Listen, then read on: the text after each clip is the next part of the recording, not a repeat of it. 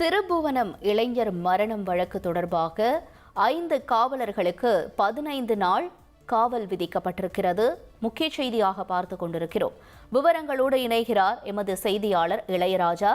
இளையராஜா, வணக்கம். தொடர்ந்து இந்த 5 காவலர்கள் யார் யார், அவர்கள் மீது தற்பொழுது பதியப்பட்டிருக்கக்கூடிய குற்றச்சாட்டு என்னவாக இருக்கிறது? இந்த வழக்கினுடைய தற்போதைய நிலை என்ன?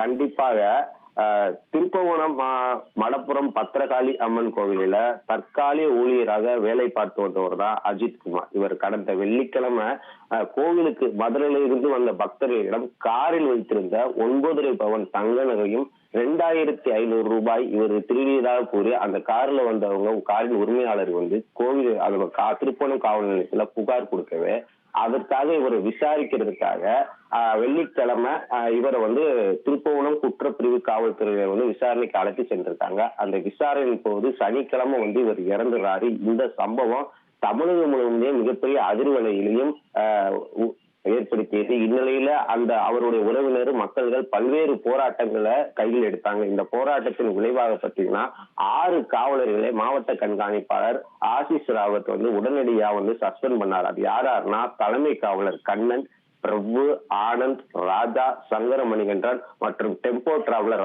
ராமச்சந்திரன் உட்பட 6 பேரையும் கைது பண்ணாங்க. ராஜாஜி மருத்துவமனையில உடற்கூறு ஆய்வு மேற்கொள்ளப்பட்டது.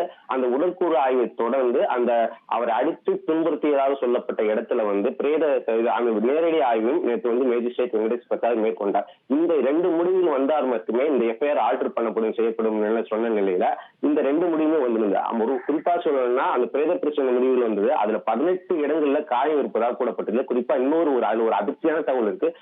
அவர் போலீசார் அடிச்ச அடியில அந்த அஜித்குமார் மலம் கழித்து விட்டார். அப்படியே அந்த இறந்ததுல அவர் மலமும் இருந்ததாக கூறப்படுகிறது.